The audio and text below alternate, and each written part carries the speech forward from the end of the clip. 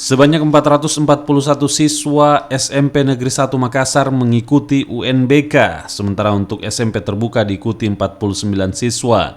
Pelaksanaan ujian berbasis komputer di hari keempat atau terakhir, tercatat satu orang siswa di SMP terbuka tidak hadir karena sakit. Siswa ini nantinya akan mengikuti ujian susulan pada 29 April mendatang. Jalannya ujian dibagi dalam 3 sesi yang dimulai pukul 7.30 pagi hingga pukul 14.00 waktu Indonesia Tengah. Secara umum, pelaksanaan ujian nasional berbasis komputer berjalan cukup lancar. Pihak sekolah juga menghimbau kepada siswa yang selesai mengikuti ujian untuk langsung pulang ke rumahnya masing-masing dan tidak melakukan konvoi ataupun arak-arakan. Alhamdulillah berjalan dengan lancar, tidak ada apa-apa gangguan. Terus kita himbau juga anak-anak bahwa selesai ujian langsung pulang, tidak ada istilah arak-arakan lagi. Mengingat kesiangan anak ini selesai, yang lain terganggu dari sekolah lain. Usahakan selesai langsung pulang.